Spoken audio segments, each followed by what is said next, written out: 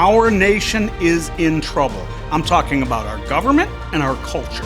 And the only one answer to what we are facing is Jesus. Jesus said in John chapter 12, verse 32, and when I am lifted up, I will draw all men unto me. We need to lift up Jesus in our nation and across the world. So we will be considering the politics and cultural issues of our day in light of God's word. So today, let's consider this. Hi again, everybody, and welcome to Consider This. I'm your host, Keith Allen, and the purpose of this show is to lift up Jesus Christ in this nation and across the world. I say this every week. This is not an opinion show, but you're going to hear mine. But let's just remember the only opinion that really matters is God's. So today, let's consider this. Kamalanomics. You heard of Bidenomics? Today we're going to talk about Kamalanomics. And before we get into it, because last week I think I forgot, I told you I was going to start putting some, when my wife Judy tells me things, I just kind of write them up in the corner, and I want to make sure I label it Judy's Corner.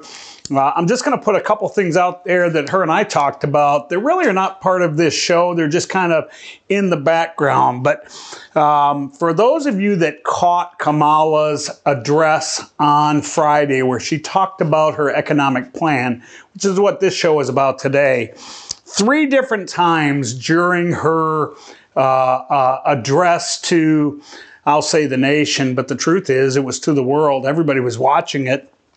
3 different times she tied Trump to this 2025 project. She said, Trump's plan with his 2025 project, just so everybody knows at the beginning of this show, that is a bold-faced lie, and she knows it. He has denounced it several times. He's been as clear as possible about it. This is some Republicans that used to work on his team, some that did, some that didn't. They have their kind of wish list for the next Republican president. They're assuming it's going to be Donald Trump, and they want him to get these things accomplished. He hasn't even looked at it. He certainly hasn't endorsed the plan. But this is the left's way of trying to tie him to something that he has nothing to do with. It's a lie. Next, Harris said Trump wants to impose what is in, this is her exact words. Trump wants to impose what is, in effect, a national sales tax on everyday products and basic necessities that we import from other countries. It will mean higher prices on just about every one of your daily needs, Harris said. A Trump tax on gas, a Trump tax on food, a Trump tax on clothing, a Trump tax on over-the-counter medication. Let me just tell you, I was glad Judy reminded me of this, because let me tell you, she put that out like this was fact. Trump is proposing these tax increases. There's nothing further from the truth. What Trump has said is, when there's nations that are taking advantage of us for any reason, we will put tariffs on them, much like he did in the last time he was in office. He got billions and billions of dollars from China and other nations, quite frankly, and our prices didn't go up. In fact, our economy got much, much better. So for those of you that caught that address, hopefully you all know lots of lies. So let me just get into the program. This past week, Kamala Harris unveiled her economic plan to the nation and the world. She spoke primarily about 3 pillars. And we're going to talk about all 3 of those briefly today during this program. But let's start with Scripture. Psalm 12, verses 2 and 3. Everyone lies to their neighbor. They flatter with their lips, but harbor deception in their hearts.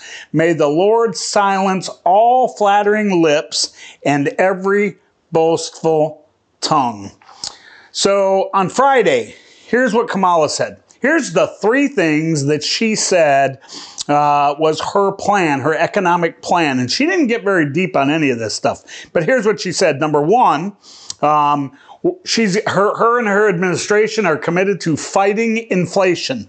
Number 2, they are committed to fixing the housing market. Wait till you hear this one.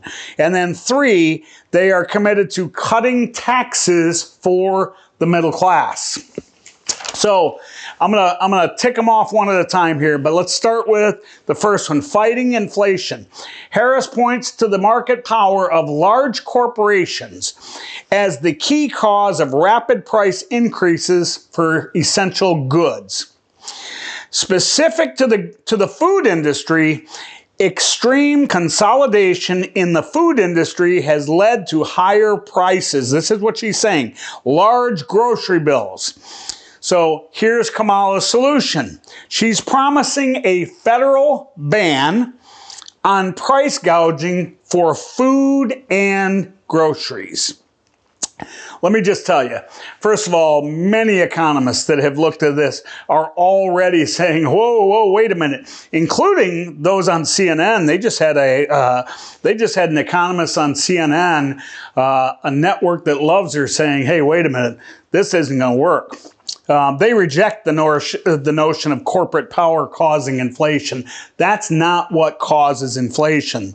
And here's just a couple examples. Steve Hamilton, professor of economics at George Washington University, very well respected. Here's his quote. Most of the inflation over the past few years has been caused by increased cost. In other words, the cost of goods has gone up. It's not that grocery stores and retailers are charging more money. They're working on the same or less profit margins that they were before. What's happened is the cost of goods has gone up. And then Michael Jones, just another one, professor of economics at the University of Cincinnati, said, quote unquote, a government-imposed ceiling on prices will cause stores to run out of products in times of scarcity. If there's a restriction on prices that companies can charge for products, they simply won't supply them. That's a fact. So here's the bottom line on fighting inflation. Number one, they're redefining price gouging. I mean, just to put it out there, there is already a current law. In fact, there's laws in 37 different states around price gouging. The price gouging laws, the definition of price gouging has always been, you know, there's a hurricane coming to, I'll say Texas because I live in Texas coast. And, instead of charging $5 for a 40-pack of water, if you have a store, a retailer that says, tell you what, we know people need it, we're going to start charging $20 for it. That's what price gouging is. That's not happening, and there's already laws against it. So how she's going to enact price gouging laws, they're already there. Number two, inflation is caused by increased cost. I mean, I would think that people already understand this, but for those that don't, aren't really following, they're just listening to the high level. Oh, Kamala's going to make sure that people aren't gouging prices and these grocery stores, and they're raising prices on everything. Here's the truth. Inflation is caused not by retailers, it's caused by increased costs. So the cost of labor over the last few years has skyrocketed. Every retailer has been pushing the average wage up. Warehousing has gone up. Shipping costs have gone up. And I think everybody knows why shipping costs have gone up. When the Biden administration took office, they did two terrible things. One, they opened the borders. Two, they shut the pipelines down. So yes, the price of fuel went up. And then the whole strategy communicated, just so that we're clear, it's deception and it's lying. It's flattering you with their lips. What they're saying is, we're going to do all this for you because we care about you and we're going to bring inflation down. Think about it. Kamala Harris has been the vice president of the United States now for 3.5 years. And she's saying, on my first day in office, I'm going to combat. Well, wait a minute. Her first day in office was 3.5 years ago. So don't listen to those flattering, lying lips. Now let's move on to the housing market. She promises to fix the housing market. This is the one that I said, wait till you hear about this. What she said is they're going to restore home affordability by, one, increasing the supply. So they're going to get builders to build more houses, and two, they're going to ease the price pressures for some home buyers. So think about this. What they're saying is, number one, they're going to give a tax incentive for companies that build starter homes. Now, they didn't define what that looked like. They didn't define what companies would get this, how much would they get, how is this paid for. But I guess when we start saying we're going to give tax incentives to companies, let me tell you, you can answer this question: who's going to pay for it? The answer is you. The answer is you and me, the American people. And then two, they're going to give a $25,000 subsidy for first-time home buyers. Now, first of all, that kind of money, that has to get through Congress. We have a divided Congress that's never going to get through. But that's one of those kind of like Biden said, hey, we're going to pay for we're going to forgive all the student loan. And then it gets to Supreme Court and they say, hey, wait a minute, you can't do that without Congress approving it. Same thing. But let's just say it did go through. Who do you think would pay that $25,000 per person wanting to be first-time home buyer? Let me tell you, the answer is the same as the last one. That would be you. That would be me. And this is just for, facts out there. Builders already offer incentives to home buyers. And in many cases, it's more than $25,000. And when you just think about that, first of all, the average home in America right now, this morning I was kind of looking at it, was like $420,000. So a $25,000 incentive, that's not even enough for a down payment. So the average price for a home being $420,000, and then you think about the amount of money it takes not only for the down payment, but all the moving costs. Let me tell you something. It's smoke and mirrors. We already have incentives out there with builders that is better than what they're talking about doing. And you just think about that $25,000 incentive. What do you think the builders would do? They just raise the price of the home $25,000. So it really makes no sense. Here's the problem. Building more homes, even starter homes, will do little to nothing to decrease the price because the cost of the goods, so lumber, anything it takes to build a house, has more than doubled over the last several years. Again, think of what we talked about on the last subject. Labor, warehousing, transportation, all of it has increased over the last few years. So it wouldn't work anyways. But giving people free money to buy houses that they can't afford and giving free money to companies to build more houses does not fix the root problem. Mortgage rates, depending on your credit score right now, are running between 7 and 10%. That makes houses unaffordable. And builders are not going to build a bunch of houses, lay out the cash for a bunch of houses to have sit there because they won't sell. They just wouldn't do it. So this is a big campaign promise, but let me tell you what it is. It is a big lie. Again, let's get back to these flattering lips and these lying tongues that are saying, we're going to do all this, when it's not even possible. It doesn't make any sense for anybody that truly reads through this stuff. And then lastly, cutting taxes for the middle class. Here's their promise. Their promise, it says their plan aims to keep some money in middle class consumers' pockets by reducing their tax burden. Wait till you hear how they plan on doing it. First one I thought was interesting. They're going to restore the expanded child tax credit of $3,600 per child. That was a tax credit that we had. It expired in 2022. So give yourself a second to think about that for a minute. Who was the president? Who was the administration in 2022 that let that tax credit expire? Let me tell you who. Joe Biden, Kamala Harris. So now what are they telling you? We're going to give you back what we took away from you. They had the total power to extend that tax credit. Why are they bringing it up now? Election year. And then on top of that, so just think about that. They started a fire and then they said they're going to do you a favor. They're giving you a fire extinguisher after they set the thing on fire. And then they want to add another $6,000 tax credit for families with a child in the first year of life.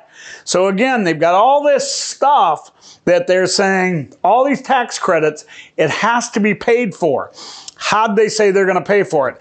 This is such an old song, it drives me crazy.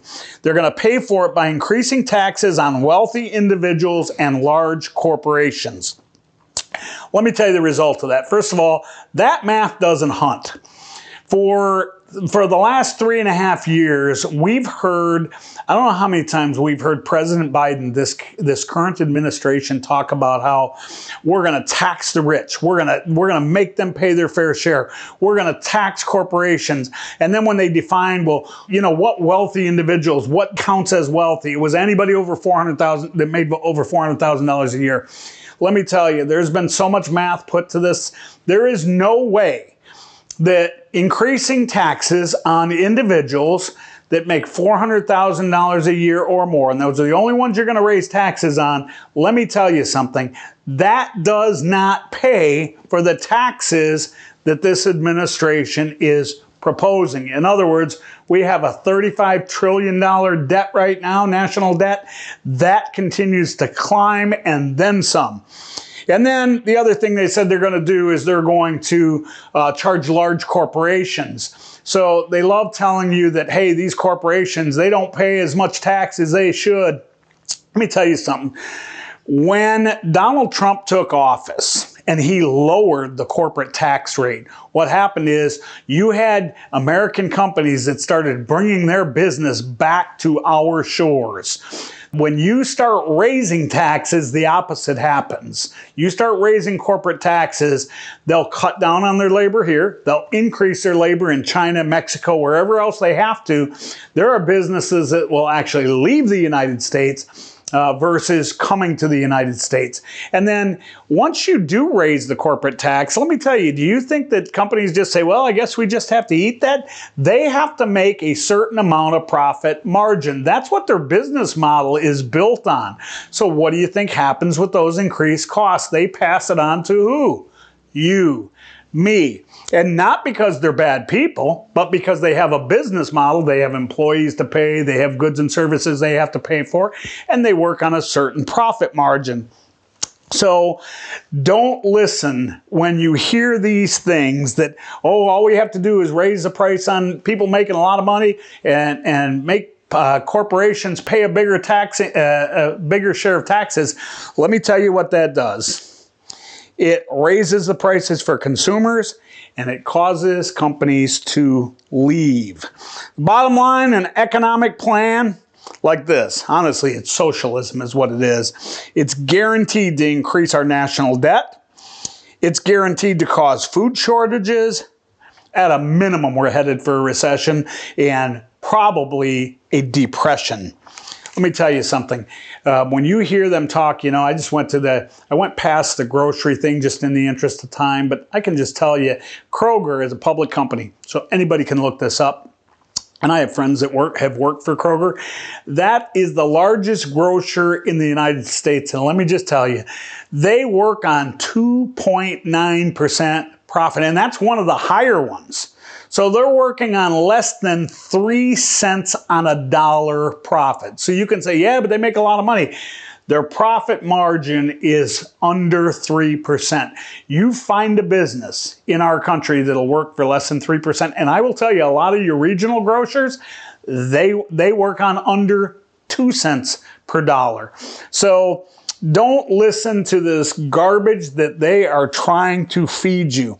Here's what I'm going to tell you. I'm not going to get into a long thing around Trump, but let me tell you, Trump says something that he gets to the root cause, and it drives everybody crazy when he says it. Not everybody. It drives the left crazy when he says it, when he says, drill, baby, drill. They don't like hearing that. But let me tell you something. You are not going to fix this economy without fixing our problem with oil. When we shut off our pipelines, let me tell you, that in combination with, we had an administration just printing money, and some of it, yeah, it did happen. Some of it happened in the Trump years, but that was because of COVID. It was COVID driven. But let me tell you something. When you're printing money the way we've been printing money, and then you shut off our oil, what do you think's going to happen? When you increase oil production, you will lower the cost of goods. Think about what we said. Warehousing, transportation, no matter what goods there are in this country, they are transported. And when you transport goods, you transport them using fuel. So you increase our fuel production, you lower the cost. It's really pretty simple. And let me just end with this. James 5:12. Above all, my brothers and sisters, do not swear by heaven or by earth or by anything else. All you need to say is a simple yes or no. Otherwise, you will be condemned. In, I think it's the King James Version, it says, let your yea be yea and your nay be nay. Really, what the Word of God is saying is, man, when you give your word, when you say something, you get on stage like Kamala did and say, hey, here's our plan. And you start talking about, here's what Trump said, and Trump didn't say it. Here's Trump's 2025 plan, and it's not Trump's 2025. And here's how we're going to fix our economy. These 3 things, and that'll fix it. Let me tell you something. I've told many people, I don't think Kamala Harris is very bright. I really don't. But I also know that she isn't the one that was voted into the position she's in. She was placed by members of the deep state, because she's not going to make decisions any more than Joe Biden made decisions. In fact, probably even less. She probably is not even smart enough to come up with this economic plan, if you will. But let me tell you, the ones that did, they know exactly what they're doing. And trust me, she's smart enough. She is smart enough to know, hey, this doesn't really make sense. This really isn't true.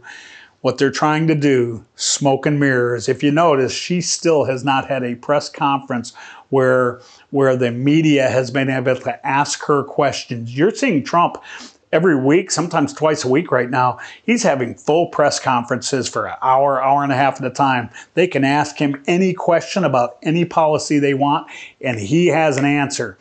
He asked a group of people, he said, why do you think that Kamala Harris isn't doing this? And then he said, because she's not smart enough. What he really meant is she's not good enough on her feet, and she really doesn't have these policies or plans. These are written for her, and she's supposed to read a teleprompter. So I'll say this, as I say every week, November 5th is right around the corner. I trust that our Christians will be out there full force voting, but we've got to make sure we're talking to our friends, family, neighbors, co-workers. We've got to get people to go vote. And all I can tell you is vote the policy, don't vote the person. So with that, until next week, you can check us out on Facebook, Instagram, X, TikTok. You can view our podcast on YouTube or Rumble. And please like, share, subscribe. We've got our swag. It's now available. It's on our website, free shipping. Take a look at it. It's really cool stuff. You can go directly to our website at considerthispodcast.net or considerthisrgv.com. Or you can hit me directly on email at k.allen@considerthispodcast.net. Please catch up with us next week. Talk to everybody soon. God bless.